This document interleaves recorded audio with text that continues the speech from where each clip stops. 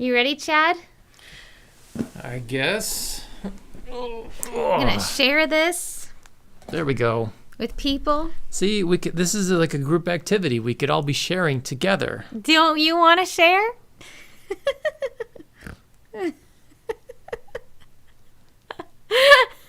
Looks like we're live on YouTube. That's nice. Look at this screenshot. Look at this screenshot. I think that says it all. Oh, dude. You're just looking up at me like, Oh, no. Oh, no. That's okay. Come on. Did you see what I wrote in the Come title in. No, I for didn't. today? I didn't. What did you write? Wow. What did you write? Streaming school woes. Oh, no. Look, that's a much better screenshot. Me going, ha. So Little open mouth smile. You ready to kick this thing off? Almost. Ready to kick this? My friend Greg used to have a running Carl Ferraro quote board. Oh, Carl Ferraro. And one of his best quotes is a moronic professor in college who just you were skated saying by. that. I'm saying it. I'm taking full responsibility. Carl Ferraro, come at me. I'm like getting away. The worst professor who skated by, and everybody knew, and he openly embraced that if you're going to take his course, if you're going to take any class by him, it's going to be the easiest course possible because he doesn't want to do any work. And he got a PhD in some nonsense years and years ago from like multimedia or something. And all he do is would give you multiple choice quizzes, which were exactly the same every single year of his entire life. But there were some people that loved him because his class was like to them so easy. So easy, yep. And he fully embraced it. He was like in our eyes, because we paid a lot of money. We haven't officially started this. You want me to do this on podcast. tape? No, awesome. not Yeah, let's get it. No, Let's get it. Here we go. Okay, we're fully recording now, so I can get this. There it is. I threw it on the pen. You ready? 3, 2, 1. Okay, this is the Puppet Parent Podcast diss track edition, where I diss former college professors that may or may not be dead, because who knows? Who knows? Why you're working at a college, I don't know. If you're working in the film industry and then suddenly you're like pushing papers at college, maybe something happened. In a lot of cases, confused. Things happened. Wait, hi everyone. Hi. My name is Z, and this is Chad, and we are the Puppet Parent Podcast. Yes. And Chad is all fired up, I have man. all this pent up stuff from all the things that happened today that we're going to talk about. Oh boy.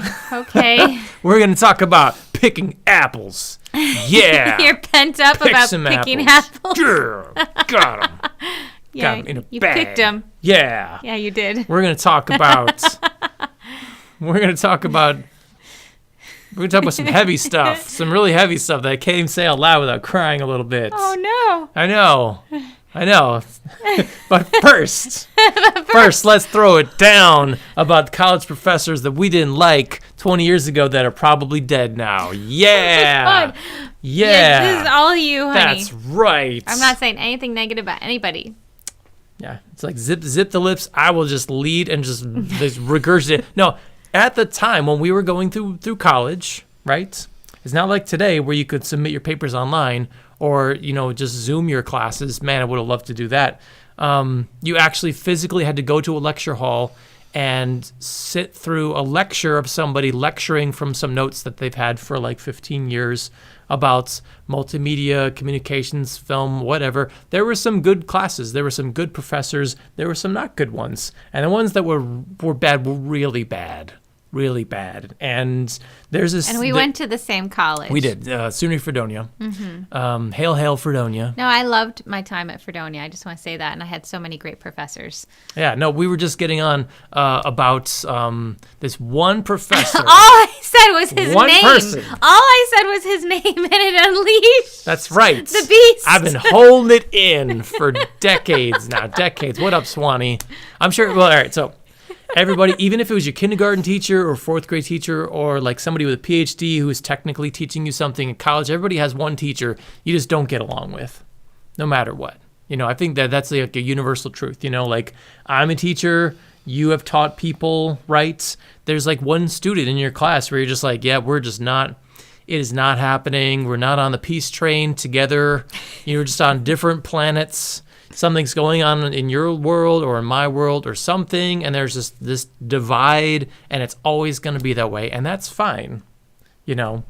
But what I dislike more than having my time wasted, actually, that's just it. I really hate having my time wasted. But what's worse is when you're paying you're paying someone to waste your time. That's the worst.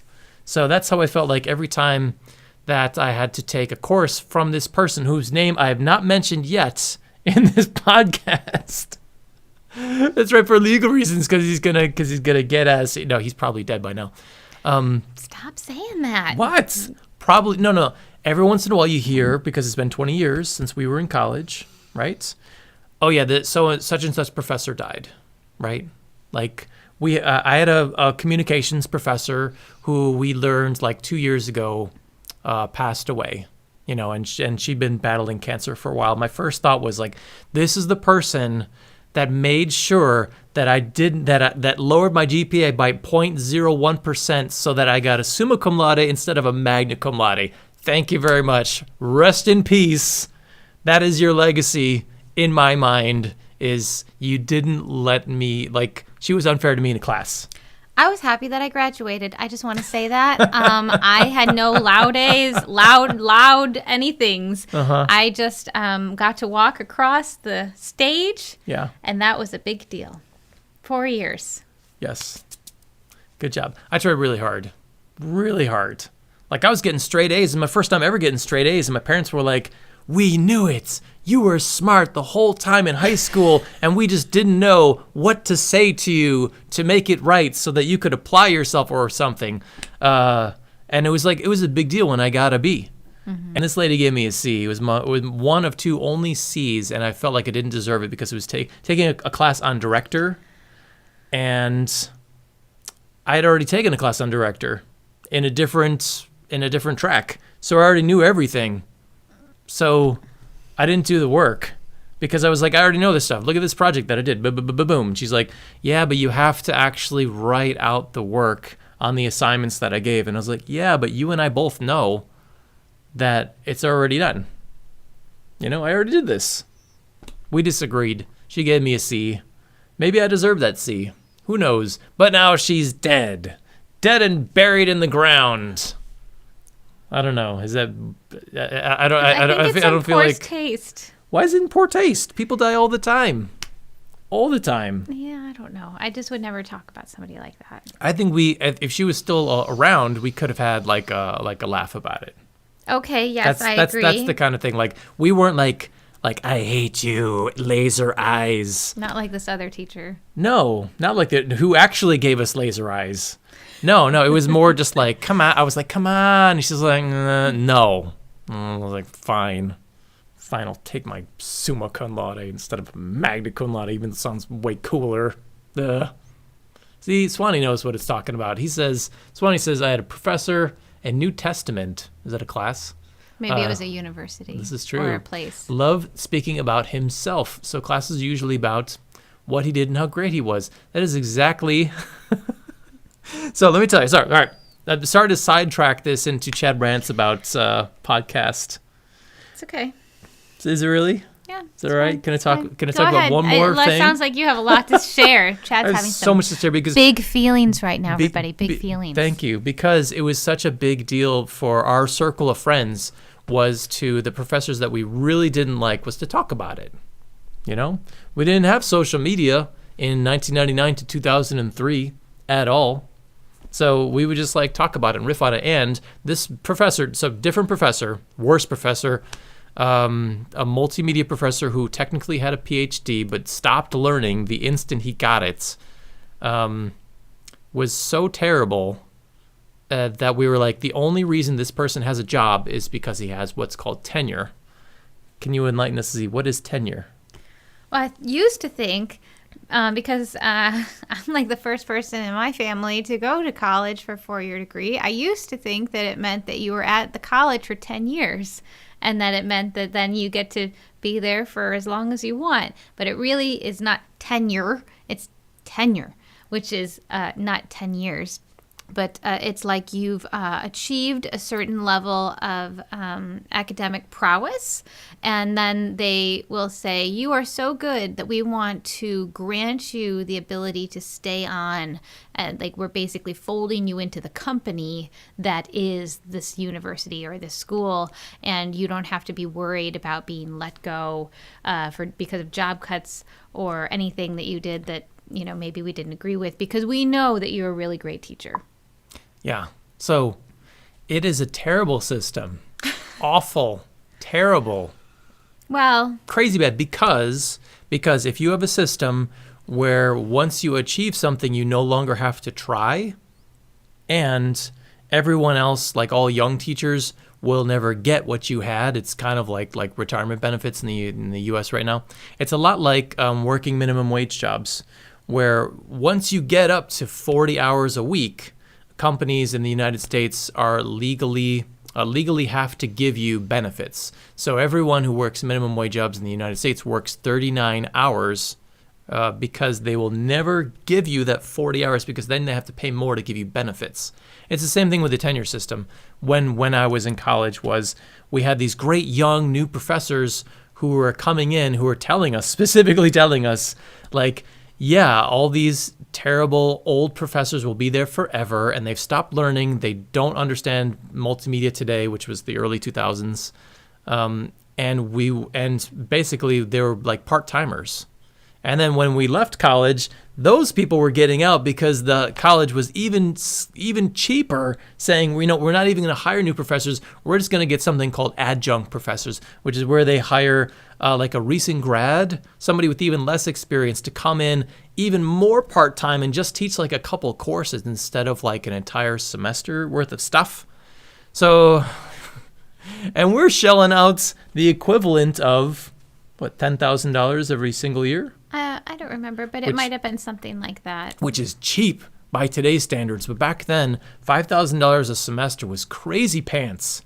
Now it's like... But it was a state school, so that was still affordable. Yes. In the grand scheme of things. Yeah. So paying $5,000 a semester to have the most boring person in the world lecture us for 45 minutes. 3 times a week. 3 times a week. For one class, maybe more. Someone who has tenure, who doesn't need to achieve or do anything, who is just put up with by his fellow staff members, and everyone acknowledges, yes, you won't learn anything. Yes, he just plays movies because that's what he likes, and he doesn't have to teach.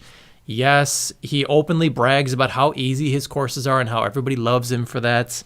And then, like, there's nothing anyone can do. And when you call him out on it, and we did, finally, my friend Greg. Oh, I remember. Our friend Greg. Notorious, this story. Who speaks his mind, finally called him out on it in the middle of class, because we were doing silly things like making fun of him, snickering, like, hee hee hee. And I should just say that Chad and I were never in class actually together. Yes. That I had the same teacher, but a different year. And that we had some of the same struggles, and there were also some similar situations that happened in our class. But your class went down in history as being the class that called him out more than any other. Ours did as well, but people were transferring into his classes from other majors just because it was so easy, which is fine. That's fine, but we were paying money to learn. Like specifically about subjects that he was supposed to teach and getting nothing out of it. Yes, we were taking these courses from him more towards the time that we were going to be graduating. It was a new major. People were unsure as to what kind of job we were going to be getting, and because it was a new major, all of these courses were new courses, and as you continue to get on, like sophomore, junior year, you started to get this feeling of, do the professors actually know what they're doing? I actually don't think that some of them do. In fact, I don't think that we're going to be prepared at all to enter this field of doing, what are we doing? Wait, what is this major? Like, what's even happening here? It started to feel very out of control, right? Yeah. Yes, and you guys were the first class through this newfangled profession, media arts.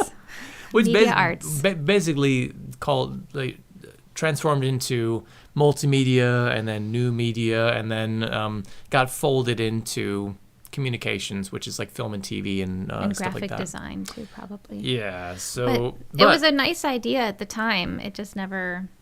So one day after months, it was like a couple years into putting his terrible quotes up on quote boards and having a laugh and getting really frustrated and failing quizzes and pointing out to him, hey, actually your quiz is wrong. Like what you wrote was wrong. And he said, yes. He would say this yes to many times. He'd say, you're not supposed to find the right answer. You're supposed to find the correct answer, which gives him a pass to be completely wrong in any of his tests or quiz because like we're not aiming for the truth or the correctness. Yeah. See, I've repressed all of this. It's.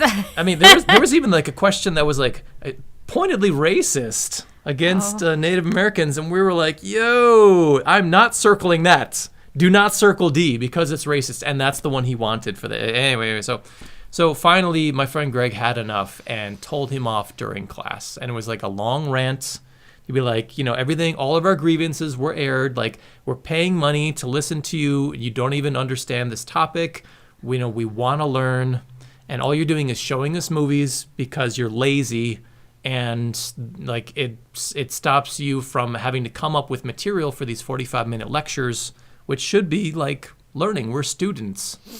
And he left his lecture post the podium, came up into the audience because we're in a giant 300-person lecture hall, came up right next to us and started screaming at us. And this is usually the most laid-back, hippie stoner voice, ponytail, kind of a, hey, cool, groovy, whatever guy in the history of the world. And he screamed at us about how awesome he was and how he had a PH freaking D. And like, how dare we say anything else, and started to list off his achievements. The next class with him was a presentation about himself to us, showing us his PhD dissertation and basically reading it up on like the big screen. And it was crazy. And no one like that should be teaching because they're not actually teaching. But they have tenure, so there's nothing that can be done. Anyway, rant over. Sorry, that's 15 minutes of your life you'll never get back.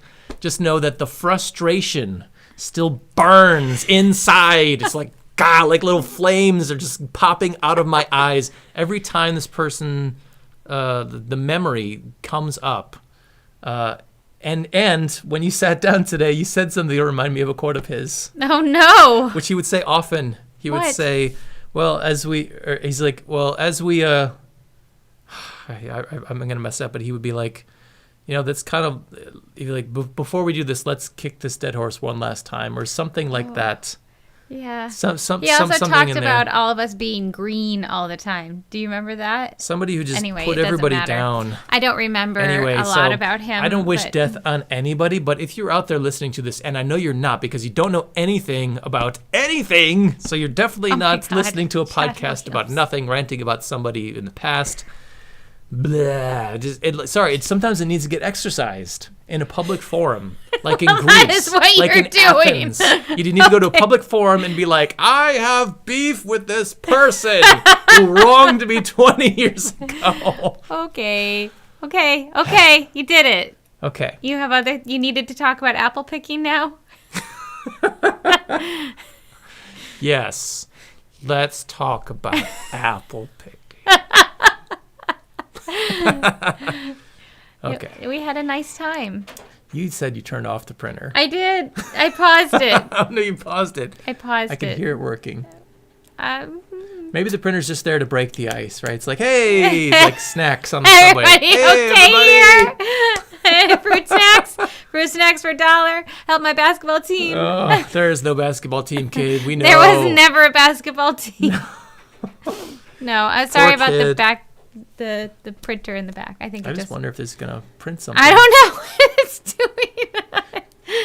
doing. One time in college, a friend of ours who was really scared of ghosts, like actually scared, who believed in ghosts. And if you're out there believing in ghosts, you were like, ooh, leaning in, right? But these friends of mine who lived in the dorm with him, same dorm hall, they were really tight. They decided to mess with him. And so they figured out that his printer was shared on the network, which nobody understood what that meant back in 1999. So they would start to leave him spooky messages from a ghost in the middle of the night. So he would wake up to the sound of his printer. Going, and he'd be like, what? And it was like a spooky message from a ghost. And he was like 1,000% believing in it. That's funny. And they would use red ink. Oh, no. And he was like, how is it red? See, we've been together so long, and I've never heard that story. Because you heard of Jimmy Igo, right? Of course. The Local Igo legend. Hall was always haunted by Jimmy Igo. Right, the student who had died on campus. There always has to be one student in one residence hall that's haunted because of somebody or something. So that's the one at Fredonia. Jimmy Igo. Yeah, so it would be like, eventually they went a little too overboard with like printing out like little clip art graphics of spooky things along with their ghost messages. So he got wise. But it was fun while it lasted. That's the kind of harmless prank that I feel like is okay. You know, it's not a prank that's going to get like you covered in water and people are like pointing, fingers at you. It's like they're saying like, come on, man, ghosts. Ghosts. Yeah, what if the ghost starts telling really bad jokes? That would be like if you're gonna haunt me, what would you do? Would you like snicker at puns? Oh, like yeah. if there's like a good pun, you just hear like a disembodied voice. No. I would try to shove things that would like be punny into your face somehow, So what it would be like what? Like a banana just starts moving on the table, and I'm just like, I don't get it, ghost. You gotta give me some Pictionary here. I don't know. I can't think of like anything specific, but I know that like I would try to make it funny. Yeah. Yeah. That's fun. If there was like a fun ghost. Yeah, I would be the funny ghost. Yeah. Mm-hmm. What if the ghost was trying to be funny and people were like, no, it's just not working. Sorry. Like, ghost, you're trying to too hard to make this happen. I'm sorry. New family. You got to go to a new house, different house. Yeah, it's like stand everybody. up. There's somebody out there that appreciates your humor. Maybe this is just not a good fit for you. Yeah. So maybe there's like a ghost comedy club, but for like hauntings. Like it's like you stand can up make a lot. it funny. Yeah. Mm-hmm. Some stand up is about like exercising. It's like therapy, right? Some stand up is about like sharing. Like The Moth, it's about like selling your book. And sometimes stand up is about like making everyone laugh. I have dreams of doing stand up. Yeah? I do. Wow. But it's that's scary.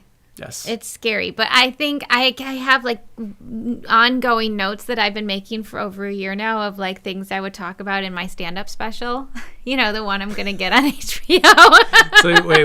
We got the Z Briggs Museum. We got the Z Briggs comedy special. Man, don't make me sound too full of myself or anything. No. So the museum was an idea when I was living in Connecticut. In this house that had a 1/4-mile long driveway and was only heated by firewood, and it was rustic. It was a rustic life. And it felt to me, especially in this northeastern corridor of Connecticut, that anything could be a museum. Because there were lots of tiny little museums all over the place, yes, including a puppetry museum that I volunteered at and helped at. Yeah. And so then I started to get in my head like, oh, anything could be a museum. You could have a museum of anything. What if I turned this house into a museum and it's the museum of me and you just come to tour my house? And so then I would give tours like on specific days when our museum is open of our house, and then the gift shop would be like a yard sale of like my stuff that I didn't want anymore. And it just seemed like such a brilliant idea, and I would start a nonprofit. I get one of those brown signs that looks very official. Oh, yes. The Museum of Z Briggs is this way, and then you could have like you pointing on it, like, hey. Like Mystery Spot or something. Yes. It If you guys don't know what a mystery spot is, Google that. What's the mystery spot? Well, sometimes, like in different parts of the country, I saw one in the Upper Peninsula of Michigan. They have these things called mystery spots, which there's like usually multiple billboards leading up to it. Like, you're 10 miles away from the mystery spot, and only 5 miles. Get ready to pull off at the next exit for the mystery spot. And it's just covered in question marks. What's the mystery spot? I don't know. Do you know? Do you know? Well, how much time do we have till we have to get there? I think we have time. Do we have time? And finally, one year, I convinced my parents, we have to go to the mystery spot. We pass it every year. We never go. Please, please, please. And so I think they were just... How old were you? Probably 10 or 11 is my guess. So, because we had passed it multiple years in a row at that point, and it was like killing me that I didn't have any authority in the car to be able to like, we are pulling over. I can't handle it. I have been so mysteried out for years now. I need to know. And it's before the internet. So we finally pull off to the mystery spot, and it's a shack, basically. It's like a house, and some teenager is like collecting the money, and there's another teenager inside. So then you go inside the house. Ooh. The house is magic. Things occur there that shouldn't happen, like the ball rolls up the ramp.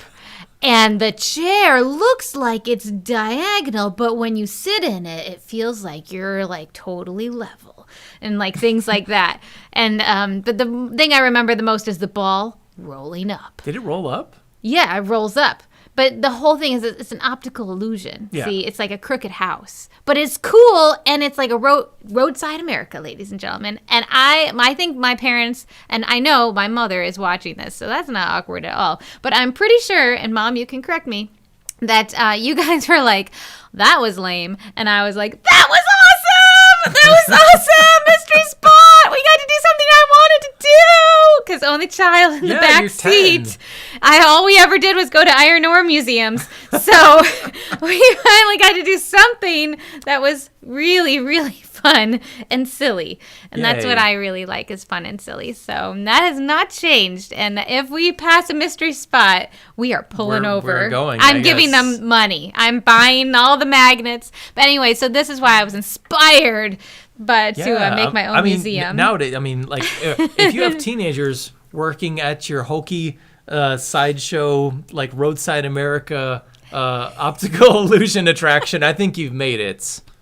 Like that's an official. It's not just like a lookout place, where you pull over and just like take a picture. It's not a scenic view. No, you have to pay somebody money, and somebody's being paid to be there. No, that's and they official. were so annoyed by the entire situation too. It was like perfect. It was perfect. I wish I could bottle it because it's just so Americana. Yeah. The adults are like, ugh, and the kids are like, wow. No. Yeah. All the kids are like, oh my goodness, can you believe it? And all the adults are like, oh my goodness, can you believe we just paid like $25 to see somebody roll a ball up a ramp?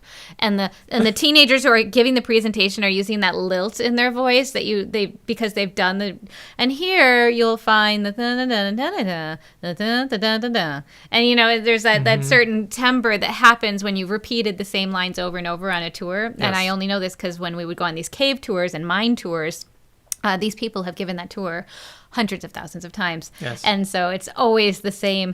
And here we have the Princess Rock standing in the column formation, dripping with calcium deposits. And you can tell that this has been happening for thousands of years based on the coloring in the rock. Z, you could get a job doing that. You're so good at it.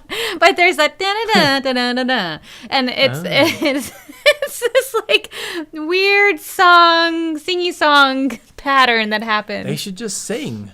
Yeah, we had a great when Christina and I were in Thailand. We went to this one museum that was like as we got further and further on the tour, we were like, wait a second.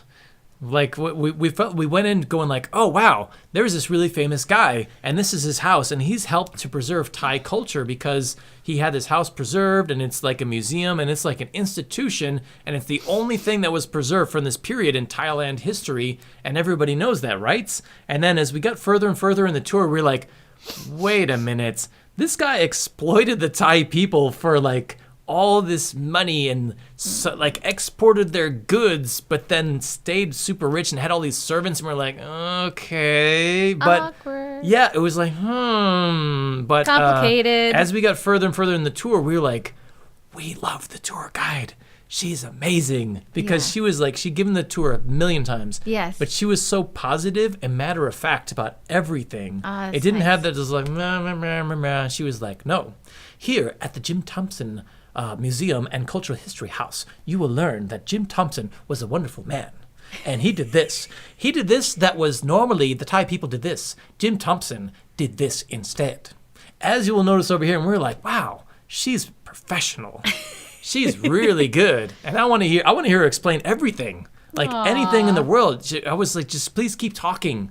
Because she Yeah. didn't seem like bored or anything. It was Yeah. like, I don't know if it's like that in like all Asia or all Thailand, or maybe, you know, it was just like this one specific place, but it felt like there are better ways to give tours, people.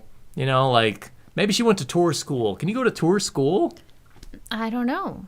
Docent school? I'm Yeah. not sure. We know some docents. They're really good at their job. Yeah. So I don't know. I don't Yeah. know. So did you have fun picking apples today, Chad? It's like a trigger word for my awful memories of college. Apples. No. It was fun. No, there's more to talk about. We had a lot of fun. We went picking apples today. Didn't know that was a thing. It's totally a thing. Look at me staring at my hair. You like this hair? It's getting chopped tomorrow. It's so long. Oh.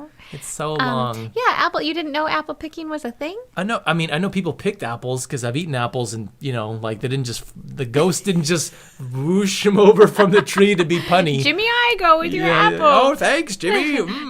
Spooky. That's what I would do. Apple a day. And I don't get this joke, but okay. Yeah, I would it's like nice. write it on the whiteboard or something. Yeah, we need a ghost whiteboard. You like fog up a window so you can, you know. They'd be like, okay, first syllable rhymes with apple. Ghost charades.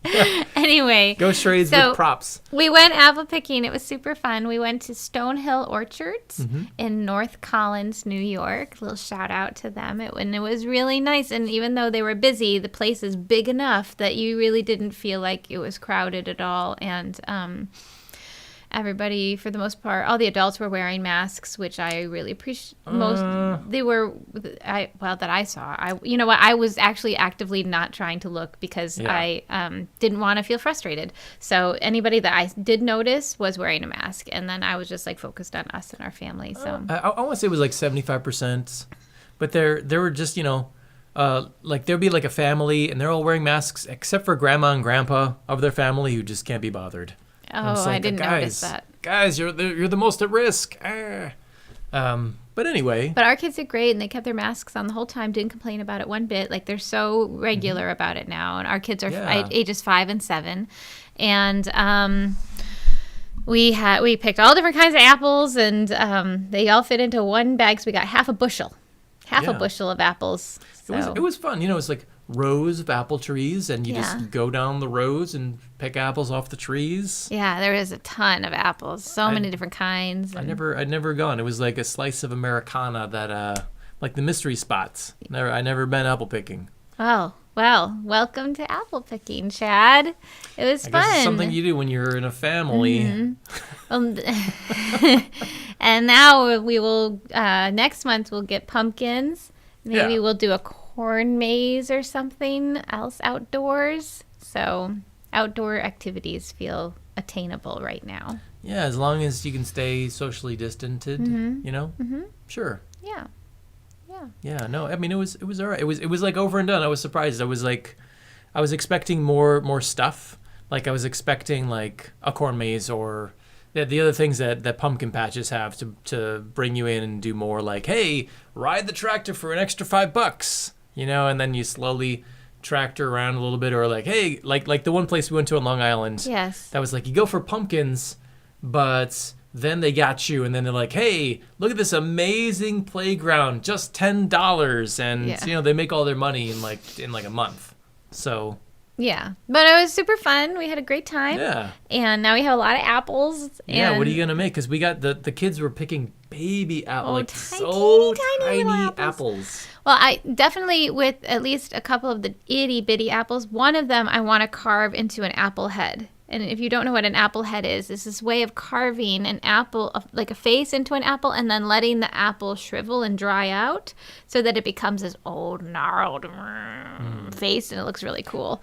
And it's like a traditional American doll thing. I think so. Yeah. Yeah, like an apple head. So yeah, if you've never heard of it, Google it. I've never actually gotten to do one before, so this fall I'm gonna carve an apple head, and then we'll probably the oven. Your parents' oven isn't working right now, so they're gonna get a new oven, and then once the new oven is in place, well, I'm definitely gonna make like apple crisp, maybe apple pie, fresh whipped cream. Last night I made a really good dinner. I made matzo ball soup and potato latkes, and it was delicious. Really good. Yeah. Yeah. And applesauce, fresh homemade applesauce from apples in your parents' backyard, because there's a wild apple tree way out in the field, and so the kids climbed up the apple tree because the apples were actually so high up, because these are trees that have not been grafted. It's a wild apple tree. The orchard trees have all been grafted to be dwarfed.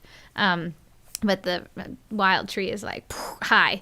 Yeah. And so the kids shimmied up the apple tree, and they were like throwing apples down at me. I'd be like, I'm over here. And they'd throw one at me and I'd catch it. So that's Good job. fun. Yeah. There was a time where you could not catch, really. I'm You've come a long way. a lot better. I'm I'm really still proud of not extremely confident about it, but I'm better than I was. So There was a point in our relationship where, like I would throw something at her, like, oh, here you go.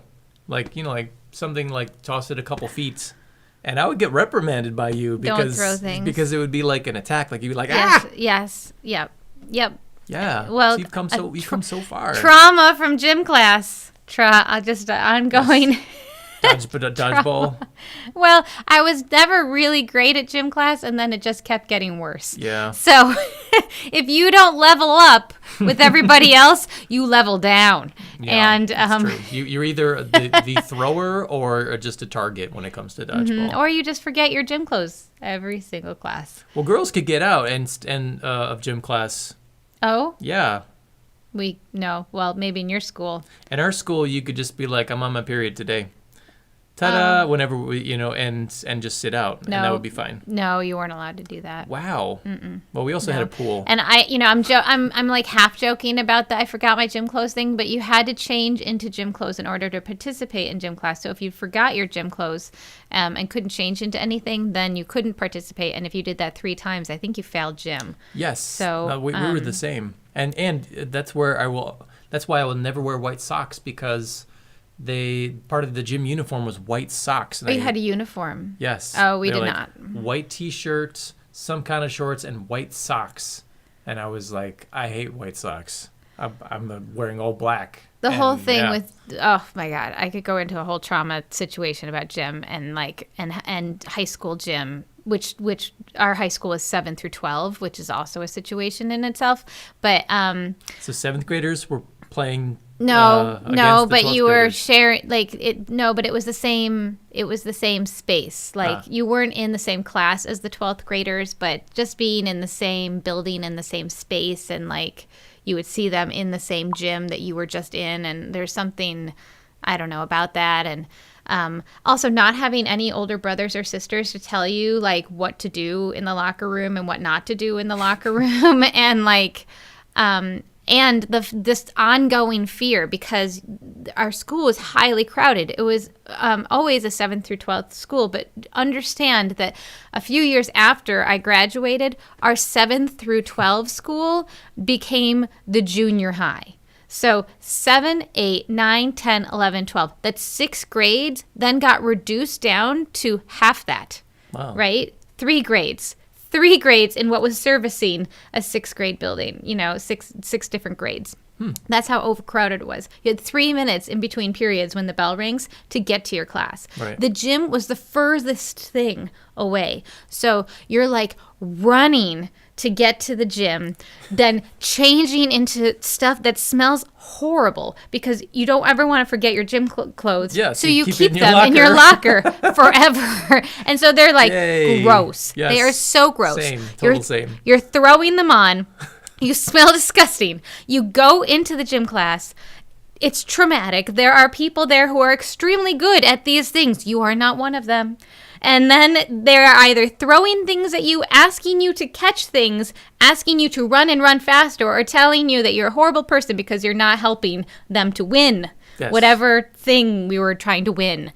And so, or it's kickball and you have to and being the only, and you don't feel comfortable actually kicking the ball or doing anything with any kind of force. So you always bunt. Yes. And what happens is everyone knows, oh, here she comes. And then they creep up. Like, you're starting to get towards the ball to hit it, and everybody starts to, creep up towards you to catch the thing that you're about to tap with your foot. Yeah. It's like impending doom. Anyway, so then gym's over.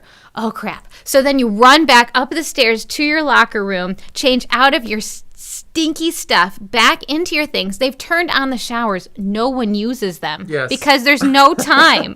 They're just on. It's just wasting water. The group showers that you're required to shower in. They would say, shower, ladies. And it's like, how? There's no time. You throw your clothes on. The bell is dinging as you're putting your shirt on over your head. You're running with your stuff down the stairs all the way through the class, and you might get to your next class on time. And you're like, Right, because if you don't get there on time, you get docked. Detention. Yeah. And you know what? I had perpetual detention for years, because if you were late to a class, then you get detention. And then I had so many after school activities because I was really determined to spend as much time away from my family as possible because I wanted independence. And so I couldn't sometimes serve detention because I was needed at these after school activities. So if you miss one detention, then you get 2 detentions. And then if you somehow miss 2 detentions in a row, you get in-school suspension. And eventually that finally happened to me. It caught up with me at my senior year. And then I said, I will not. And I had a practical nervous breakdown in the school. So, right. Yeah. Wow. And it all goes back to gym class. A terrible, unfair system that we're all just thrown into. So when you throwing things at me, yes, this is where it all came from. Yeah. And I was like, it's more like my 14-year-old self is saying, why are you oppressing me? That's really what's happening. Why are you so horrible? All right, so I'm just going to make a blanket. I'm going to make it a blanket apology because I was a gym class warrior. I was the person who really excelled at certain things, and I really wanted to win. And when people weren't participating in a way that we were because I never won at anything. I played soccer so many years. We were never number one, never ever. But gym class was one place where I could actually excel because most people were terrible. Most regular people who did not play sports, which is most people, even though we were a sports school.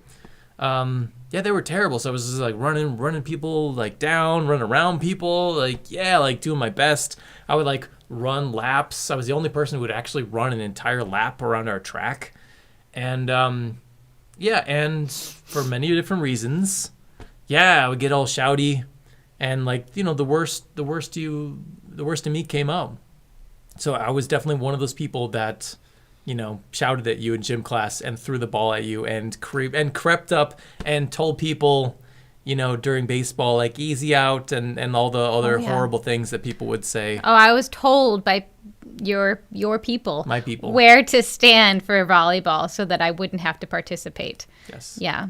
Yeah. No, but that was fine. I would rather that than be asked why, yelled at, why are you like this?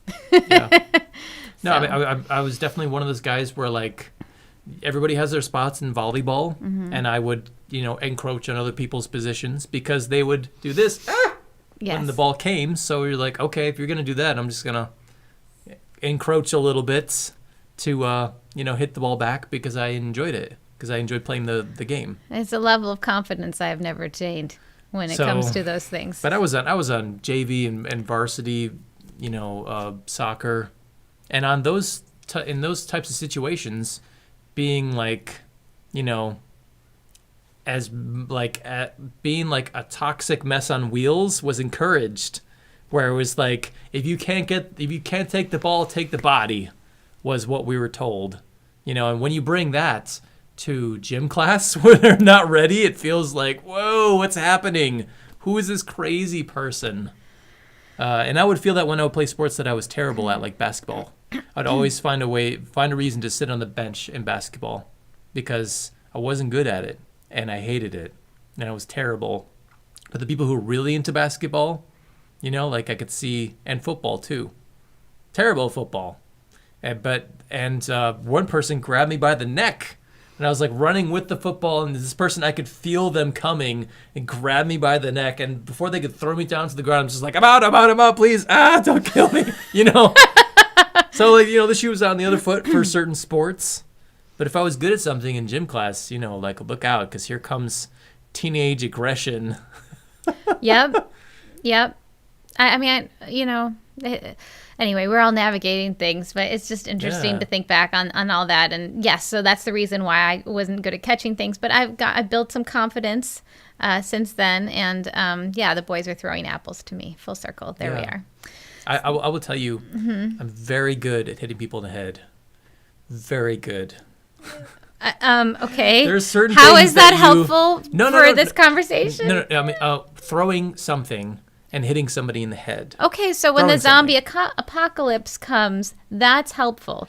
But this is, and I'm good at, because of everything that I experienced in sports, I'm good at hurting people, I learned. I'm good at hitting somebody in the head. I'm good at hurting somebody in a way that it doesn't look like I did anything. These are not good things, though. Not at all, and that's why I am not encouraging our kids at all to do competitive sports, especially physical sports, because what I was taught was to succeed in those ways, in those really physical ways, and that has not helped me as an adult at all. All those skills that we had from like playing JV ball and varsity ball, did not benefit me at all as an adult. At all. Like, instead, where you're just left feeling is just like, well, I really could have spent my time doing something else and been, actual life skills. Like, if we had spent gym class, like, learning how to pay our taxes, that would have been awesome. If we had just, like, mandatory art class instead of, like, mandatory gym where it's, like, the haves versus the have-nots, I feel like, wow, that would have been so much nicer.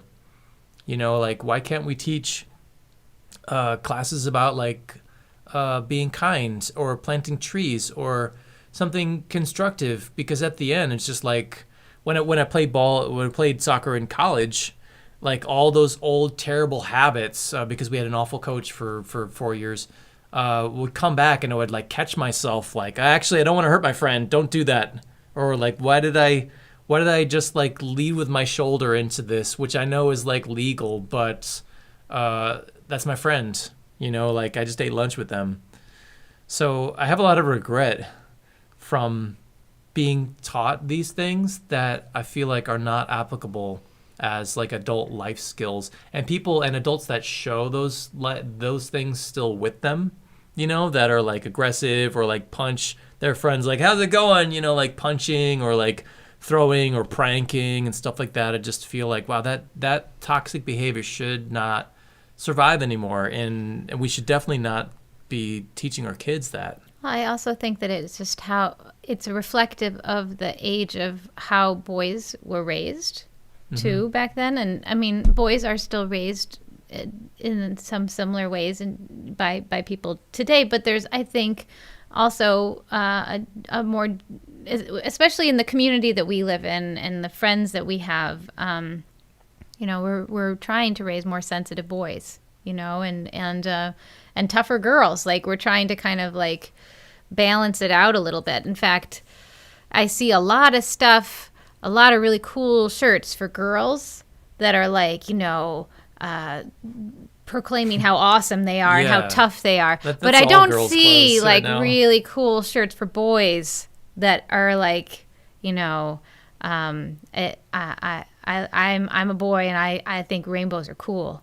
Like, I don't see that shirt, and I don't know when I'm gonna see that shirt. And as a mom of two boys who love things like that, I mean, they don't necessarily want words on their shirts, but they would like to have more cool, fun, glittery things that don't necessarily have ruffles, right? Like, and I feel that way too. yeah. I'm like, every Yeah. time I go to any men's department in any clothing store, anywhere, city, country, it's just the same like gender coded color nonsense where guys' clothes are boring and dark colors, and girls get all of like the fun, colorful stuff with like amazing, empowering stuff written on it, and it's so hard to find. You have to work harder to find the things that you want. Yeah. So, I mean, we always buy our stuff secondhand, and I use this really great app called Kitty Zen, which is like thrifting for your kids' clothes. How do you spell that? KIDIZEN. And I really, really like that app. And actually, we did a show for them early on in the pandemic because I love them so much that I wrote to them and said, I've been a customer of yours for a long time, and you were asking you guys could help. Well, we'd love to do a show for you, and you could pay us. And then that worked out. So that was really nice. And I continue to use that app. The filters are great. So if you're looking, I know a lot of people use like a ThreadUp or a Poshmark, but I really like Kitty Zen because the filters are so good, and you can save them, and you can even find stuff yourself too. So, and I show the kids like things that I think that they'll like that are in their size, and then I let them pick a couple of those things, and so it's like a wide array. I go from like sparkle pants to regular pants to, pants with a rainbow on the side to boring regular pants. And it's like, then they can decide what they want. Yeah. So, and it was a mix. Leaf wanted sparkle pants and boring pants. Our mutual friend David Bizarro was lamenting this past week why aren't skirts a thing for men? It's like, Utility kilts. why? Well, the kilts are the only thing that's like, let's say, socially acceptable in air quotes. And I was telling him like, hey, it's the same thing all the way down to boys, man. Like there ain't no dresses for girls that are like utility kilts. Yeah. And there's no like skirts for men that aren't just straight up from the ladies, or just like, man, this men's skirt needs to be as manly as possible to compensate for the fact that it's a man wearing a skirt. Has to have like dagger holsters and like it's true. Pockets on it, and has true. to come from a tradition of manly men from Scotland. It's and true. Like our 5-year-old still enjoys wearing like sparkles and dresses and things, and we had this beautiful day where we went to the store to get I forget what something. Yeah, and he was like, and he saw a dress, and he was like, oh, can we get this? And I was like, yes. And I just took him to the girls section, and he was like, wow, what about this? Wow, can I get this? And I was like, yes, everything. Just throw it all into the cart. I mean, it's cheap because it's kids' clothes. Yeah. But it was also just like all the pretty girl colors that girls get to wear with like, nice, encouraging messages on them that you would never get if you're shopping for boys. Boys, if there's stuff on a boy's shirt, it's like some kind of dangerous animal or sports, like contact sports, or just boring plain colors. There's no handsome prince gear, Excuse me. There's no like, it's like yes, we are indoctrinating, or at least in our American culture, like our boys into believing through their clothing who they can be. Yeah, well, they can be whoever they want. And what's nice is living in New York City, you can see adults who also wear whatever they want. A lot more often.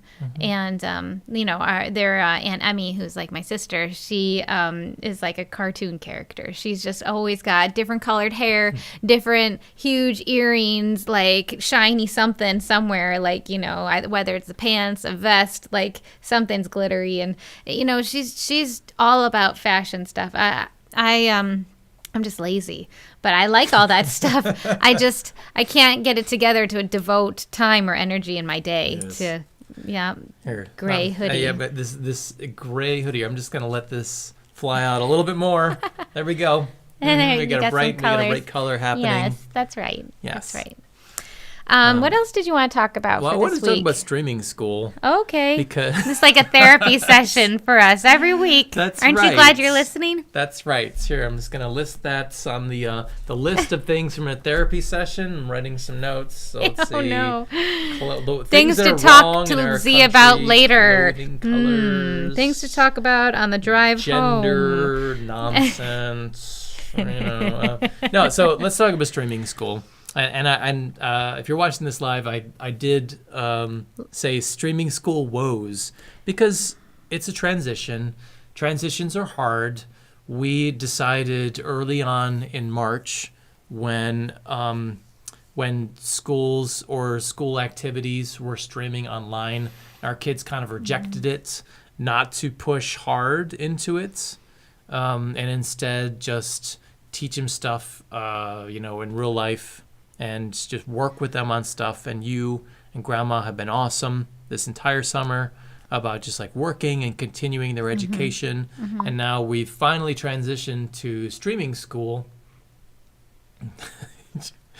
and now it's like, okay, now we're finally experiencing the ups and the downs and their feelings about it and our feelings about it. And I want to talk about it because it's helpful if people can hear, what's happening in our version of it. Well, because last week we talked about how we weren't getting along about it. Yes. And that you were feeling like I was too involved. And that, so this week you were going to take the reins and I was going to, as much as possible, step away and kind of observe and try to and we would try to find a happy medium. Yeah. So how'd it go? I think it went mostly okay.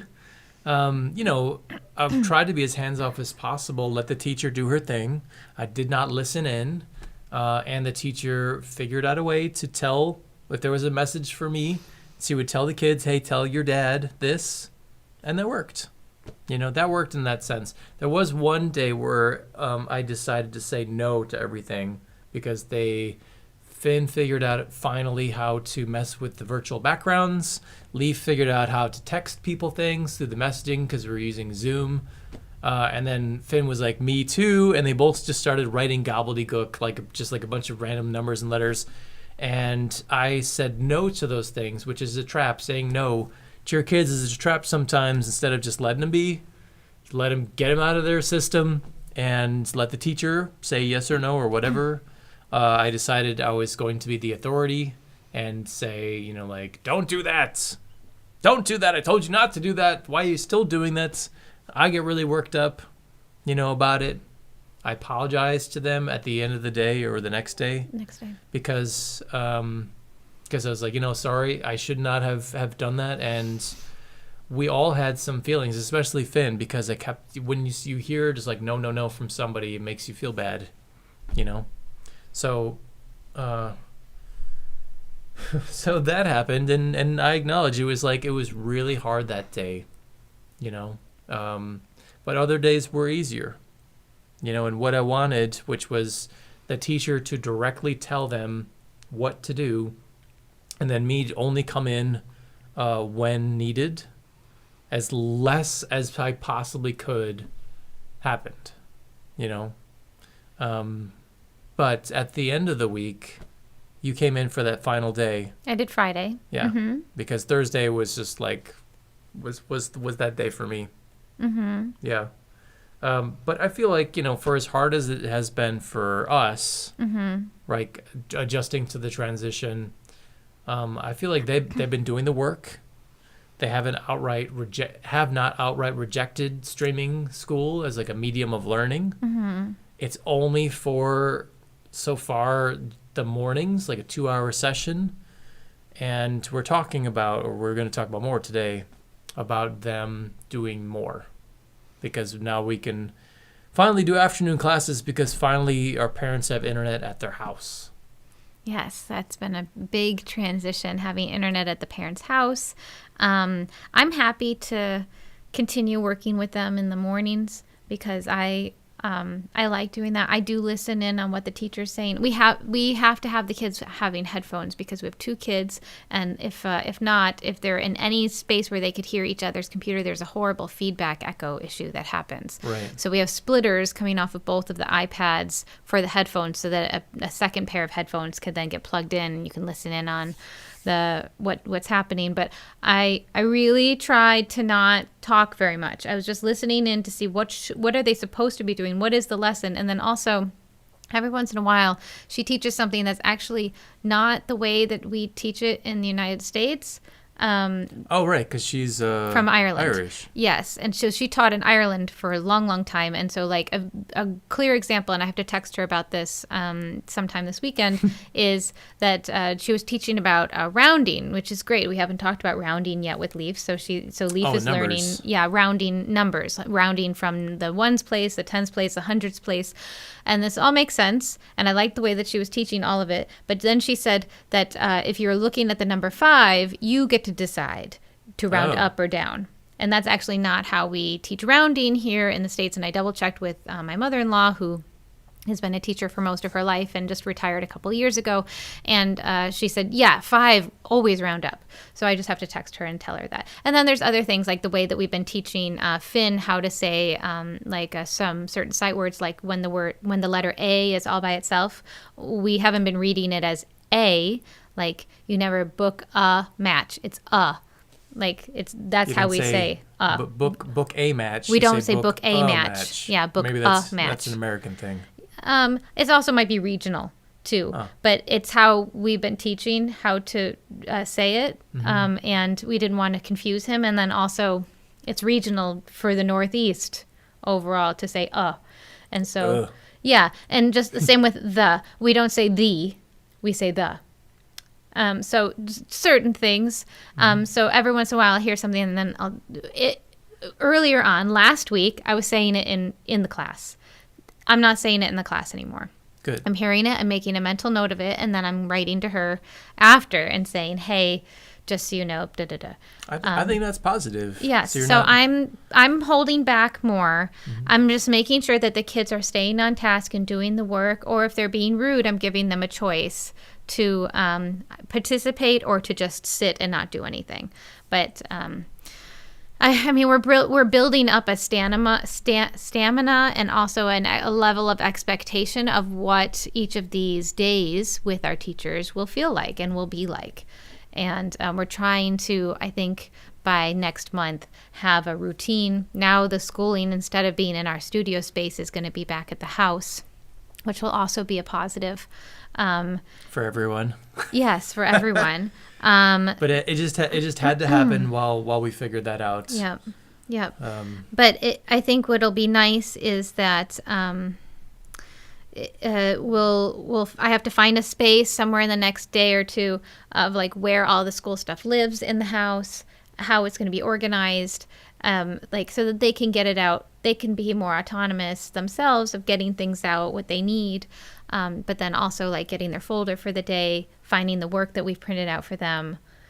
You know, I want them to be able to get to that place of being on their own more, but also I'm more of the place of like one thing at a time. Yeah. So we're getting there, you guys. Just so you know, if you were worried, how's it going? It's going, you know, and we're figuring it out, and we're working together. There's an old kids television show song that just how's it go? You got to sing it now. Working together makes everything better, and together we get the job done. What is it from? Seymour's Playhouse. Okay. I think I added in the little end part. When you said old, I was like, like High Feather or something from our childhood. No. Oh man. No. And in fact, well, I can't talk about but the new podcast is gonna be great, you guys. The Sesame Street podcast. I can't even talk like. It's gonna be don't talk about That's it. all I want to say. It's so exciting. It's so exciting. You all have to listen to it October 15th. Yes. We have to like do something special that day because it's just so exciting. Yeah. What are we gonna do? I don't know, but we're gonna do something. We're gonna get some eggplant parm, maybe, or some of your favorite meal. Yes. And we're gonna listen to you. Yes. Yes. Listen to 15-minute podcasts. Or how long is each episode? I think Like they're 10? releasing one every Tuesday and Thursday. Oh, So it's going to be like a gradual rollout. Mm-hmm. that's nice. That's exciting. Yeah. So you guys all have to listen and share it and stuff. Okay? Okay. Okay. Anything else we want to talk about this week? Yeah, I want to talk about. I'm gonna get real. Okay. Like Like we were, yeah, I was like, I'm still boy. angry about my college professor. No. I want to talk about puppeteers adapting to this new streaming world and then getting left behind by this new streaming world because from our perspective, because this week I had to write a very hard email to our performing partners saying basically goodbye. Because our business... Our performing partners are independent contractors who perform the shows for us. Yes. So for a while now, when we were doing years where we would do like 400 shows a year, we would contract out these amazing women, puppeteers who would go and perform our shows for us around the city. And when we started doing streaming stuff, we were like, hey, we'll support you. Come on, we'll pay you something. Let's do these DIY workshops. We did 100. Was amazing. And then by the time we hit 100, everyone had kind of figured out like other work or unemployment or something to where we, as one of their employers, didn't feel like the financial burden of keeping them afloat was on us. Or at least that's how I felt personally, because I wanted to help in the beginning. And a lot of other puppet companies were kind of the same. We're kind of like, okay, great, we got to scramble. Let's figure out a streaming plan. Let's get all on streaming right now. Now that's because we work in a family theater, like kids and family audiences. Now that's all of the kids in the U.S. are back in school in a physical way or streaming. Like our target audience is gone, and all of our beautiful, amazing views that we kept up throughout the summer have like gone down to like it's like to like let's say like a very low number. And we're all kind of figuring out again, pivoting again, what do we do now? But now it feels less clear. Before it was like, okay, let's just bring our stuff online and bring it to the people because they need something. You know, families need something. Now it's been 6 months. 6 months for all these giant corporations with all this money to develop stuff to go throughout the school year. Yeah. And all these contracts have gone to big companies with celebrities who can offer their stuff for free. So all the puppet companies out there that are like us have to compete with that once again. So I feel like our moment in the sun was all those giant companies back in the spring who couldn't pivot as fast as the small guys. You know, we were there on the ground floor helping people out and streaming stuff for parents who needed the time, for kids, you know, like that's completing our mission statement, you know, is like, you know, helping kids through our shows and performing and the art of puppetry and all that. Now it feels like we're looking at like, well, maybe they don't need us right now. What do we do? What do we do? Because we got 33 weeks now until summer vacation. Make a new show. Yeah. I mean, that's the things that we can be doing if we're not getting hired is we start taking that time to make new work. We've been working on stuff this whole time. So, but, you know, even more. I mean, that's what I think of, you know, and organizing what we have and, you know, re-showcasing what we've done. And, But even our brethren out there who've been doing socially distanced shows, like out in Phoenix doing a drive-in puppet show, which is super cool that they just recently built a new show for, like big dinosaurs. Or if you were performing in driveways, that's once the fall, like now fall's here officially, once the winter hits, even that is not going to be a thing. So we're all kind of scrambling again to figure out what do we do? How do we survive? Part of my email saying goodbye, at least for now, to our performing partners was like, we got emailed from the people who would book us saying, I lost my job, which is disheartening. It's like, residencies that you would think, wow, this just keeps going. Maybe this is going to be like a lifetime residency. The place is closed, or the person lost their job. That department doesn't exist anymore. Yeah. Right. So even when this is over and life gets to go back to some kind of normal, the companies are going to be hurting for a long time to try to regain their footing, just like us. And, the kind of thing that we do, it's a lovely benefit. Like, it's like a sweet little thing that they get to, add on to the core mission, usually, of what it is that they do. Mm-hmm. And so that's not going to be at the forefront of people's, minds. And so those departments aren't going to get, brought back. Or if they are, it's going to be very limited budgets and with new people, new staff probably, who will have less experience and less, will get paid less. And they won't know about us, and they probably won't even think puppets, because that's always a big part of the equation too, is how do we get people to realize what they want is puppets? Because then once they realize what they want is puppets, sometimes they find us or they find some of our friends. But the challenge is always, you want entertainment? Awesome. Puppetry. How do we get them to think puppet show? Mm-hmm. That's always been the number one challenge. And so it's just, you were saying to me the other day in the car yesterday that it's going to be a lot like starting all over again. And that, I hadn't really come to terms with that until you said it like that. And then that hit me really hard when you said it like that, because then it became much more real that, we worked really, really hard for 10 years to build all the contacts and everything that we had. And we will work hard again to rebuild all that stuff. But it takes the wind out of your sails a bit. And I don't know, that momentum that we had. And it won't take as long to build back up, hopefully. Right. It won't be another 10 years to get back to where we were. But still, it might be a solid 3 to 5. It's going to be, it will be another struggle. And I know that we will do it, but it will be a slow build. Mm-hmm. Back. But I think that if we're accepting and understanding of that, it will make it easier. And then we can take that extra time that we normally would have been using performing to make ourselves better.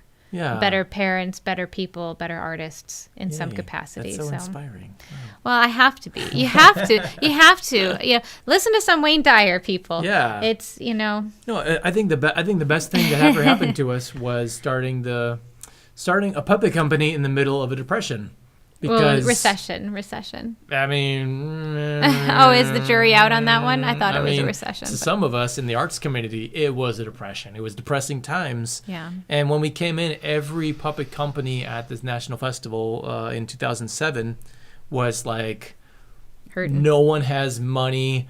Everyone is in a depression. Arts got left behind again. What do we do? And when we went around videotaping workshops, that was the questions on everyone's mind. What's your business plan like? Who do you contact? How do you break out of your region? Are you touring? Are you not touring? Because everyone was hurting for money. Mm-hmm. And I feel like puppetry is one of those forms that's like it's always going to be on the brink, but it's always going to be around no matter what. And we'll go back to doing a lot more private shows for a while probably. Yeah. And this is not me complaining. Yeah. This is not me whining, saying because we had the knowledge going in that, okay, if you get into the school system, guess what? Suddenly the money could just drop out and it can't be your only source of income. So we always diversified. No matter how many shows we did per year, we're always always get more, always look for more. You got to stay hungry. You got to look into different markets. Where can you market yourself with your current stuff that could be slightly different? So we're going to be continuing to pound the pavements, but it means because we don't have work and we won't have work for team members, it means it's just me and you, sweetie, like old times. Like that's the real 10 years ago is our goal 10 years ago was 4 shows a month. That was the goal. We had to work really hard for that number. We were breaking even. Yes. We were breaking even. And then it became, after a couple years, we have to make sure we're doing 8 shows a month. That was the minimum number, and that has continued to be the minimum number. If we're not doing 8 shows a month, something's wrong.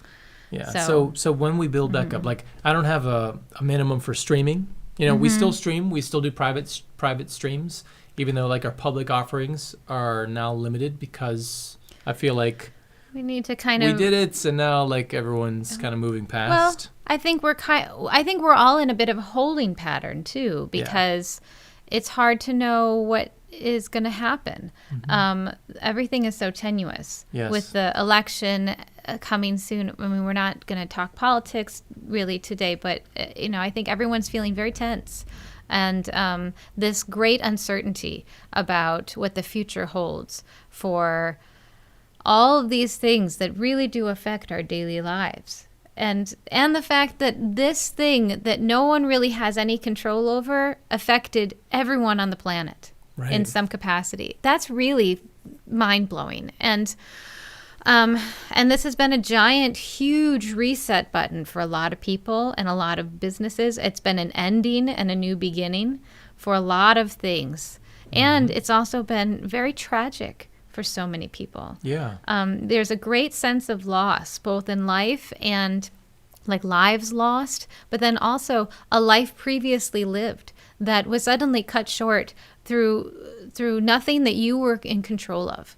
And I think that if we can all come out of this with a sense of acceptance, that nothing is forever and that things change, and that we need to be flexible and just try to find the joy in it. I've been having a lot of really wonderful moments. Like last night when I was cleaning the playhouse, I reorganized the entire kids' play area last night. I don't know what got into me. It had to happen. You zoned out. I did. And you needed to organize. I did. And I was listening to Michelle Obama's book. She's reading to me. It's like we're friends now. I love it. Michelle, we will hang out whenever you want.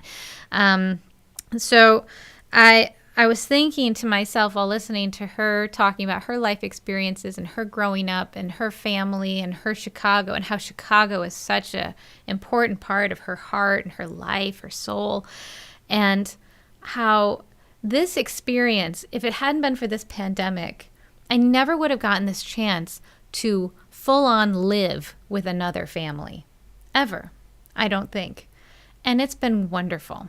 It has been really wonderful, because it's given me a whole chance to see what family life can be like again, right? I mean, no one has yelled at each other. We've been here since June 1st. There has been 0 arguments where somebody has raised their voice and then had to leave the room. There has been 0 times where somebody has left the house, slammed the door, and driven away in a huff, and you don't know when they're going to come back. Like, none of these things have happened. These are just like 2 examples of things that like I expect, to happen in families. That's when what you grew up with. Sure. I just expect that to happen because that's what I know of as day-to-day family life, not special holiday time family life. Oh, yes. And it's, what? It's been awesome. And I think that it's been a real gift for me because I'm really resetting a lot of things that I didn't know I needed to reset. And I think it's been awesome for the kids to be able to see that here are all these adults getting along, Working as a team. Yeah. Yeah, like it's really cool. Dinner, dishes, yard work, like everybody works on it together. Nobody says, you got to do this. We just do it because it needs to get done. Yeah. It's kind of professional in a way. Like we're all like really respecting each other. There's a lot of respect. Yeah. There's a lot of respect happening and kindness and thoughtfulness. And it's really cool. And I don't know, I've been really thinking about that a lot. It goes beyond me saying I'm so thankful for this. It's it's something that could never have happened if it hadn't been for this, tragic moment in history. But also, I think I will think back on this time and think that was a really special time. And I'm really glad that it happened. I mean, it's been so special so far. I mean, we've been here for, on October 1st, it'll be 4 months. Mm-hmm. And we've done things just because we were just hanging out that needed to get done, or it's really cool that we were around to get it done, like things around the house, things outside, Mm-hmm. Like building forts. And I'm looking forward to snow. Like I've been building things for the snow. I've been thinking about, okay, how do we reinforce this fort that our littlest one wanted to make for the snow, and things like that. And yeah, in terms of, like like your old life ends and you can mourn it, and I have been, especially the business, because I work so hard all the time on it. Even up till school started, I refused to let it go. I refused to let all the work that we had done for 10 years just stop. So I just kept working, but now there's literally no work, or very, very little, because we're not as needed, or our target audience is somewhere else, and that's fine. But now I feel like I've been mourning the last couple weeks that there's literally nothing I can do. And all the work that we've been doing, planting seeds for the future, and building this new show, good idea by good idea, is that's what I'm working on now. But yeah, I think we're all looking, we all see it as a really positive time. And parents, if you're watching, because you have the internet now, you can watch this now live. It's true. I hope you hope that it was positive too. That we didn't impose too much, Mm-hmm. that we were helpful, and that we all got closer, because my parents could, because they're super busy, they came out a couple times to our apartment, maybe once every couple years. Now they're seeing us every day. For probably it's gonna be a year before we leave.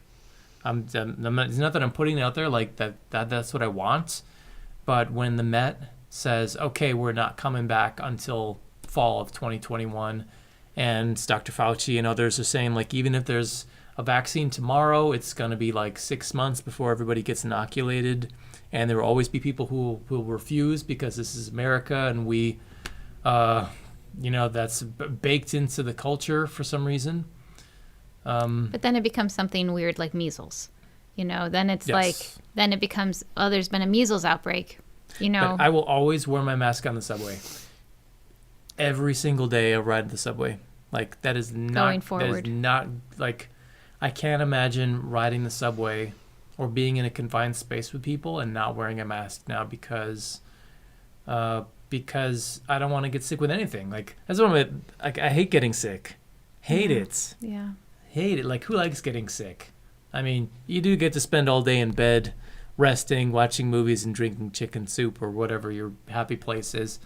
But I hate having something wrong happening. Yep. Well, I mean, I don't know. I think I'll be really interested to see how you feel after we go back for one day in October. We're going to go back October 28th to the 29th and vote, and the kids are going to get their updated medical stuff, vaccines, and because they missed all their appointments because everything got crazy at that time, and get their teeth cleaned. And I'm going to get a tiny cavity filled. Think good thoughts for me. You're going to do great. But thanks. But, I will say that being back for that one day in September was very therapeutic for me, because when we last left the city, it was still really bad. And it was just starting to get better. The weather was just starting to turn, but playgrounds were all still closed. A lot of things were still closed. And I got to see the city not back to normal, but not as bad as it was. Yeah. And that really helped my mindset think about and visualize us being back, because I was having a very, very hard time visualizing it while being here. And it was a lot easier when I was there and I actually saw with my own eyes, like, our city and our city being okay. Yeah. So Yeah. I wanted to say, thank you, like a big old thank you, public thank you to our performing partners, everyone who has helped us along the way, all of our allies and residency partners who are still there or who are no longer in those positions. Thank you. Our super supporters. Our super supporters, that's right. Thank you for everyone who supported us over the spring and summer. Yeah. Although naturally, as we assumed, like the number of people supporting us now that the work is no longer maybe as needed, like those are dropping out too. But we're so thankful. We're so thankful for everything and the well wishes and the shares and the kindness and thanks to everyone in chat. Yeah. Thanks, Vanessa Ambrose. We heart you too, man. Yeah, we do. Yeah. And to Uncle Tom, Bills win. Yay, Bills. Go Bills. Go Bills. And Sam, who has been an amazing part of my Sesame journey. Sam's energy is just, it just is amazing. And is she the writer? Or yes, director? Yeah, she's the writer. She's an amazing writer. Like she's just been an amazing cheerleader too, and just like a light. So if you're still watching this, Sam, there's so many amazing moments that have continued to happen in the midst of this great time. And I've never lived through something like really intense like this before. It feels like a dark time in our history, but I can see how yay. I can see how, when people live through something that's really traumatic, that there are always still these little bright spots because the human spirit, you have to in order to get by. And I remember early on hearing an interview with somebody who had made it through, I think they were a prisoner of war in one of the wars or something. And the way that they were able to make it through a very, very long period of that was don't tell yourself it's going to be over by a certain date. Right. Because when you get to that date and then it's not over, your hope level just goes down. So you just have to say, today is going to be this day, and then tomorrow will be what it'll be. And you just have to keep going like that. And eventually, at some point, things are going to change. There will be a new chapter and a new page. And, we always want to take a moment to say that if you're having a really, really hard time, you don't know if you're going to be able to make it, you're not sure that you want to get out of bed, like, take a moment, connect with someone, call somebody, take that extra second. You matter, and we care about you. And this is a struggle, and it's a marathon. It's not a race. And if you're not feeling like you're okay, talk to somebody who's going to help you to find how you can be okay for today and be okay for tomorrow too, because we need you around for tomorrow. Yeah. Get on a public forum and rant about your old college professor, because let me tell you, it feels great to get that out of there. No, I texted a bunch of people today. I texted a bunch of people because I was feeling sad that my Uncle Sam died. Yeah. My Uncle Sam apparently had a massive heart attack last night and probably died in his sleep. So we're never seeing him again. And yeah, it's just like,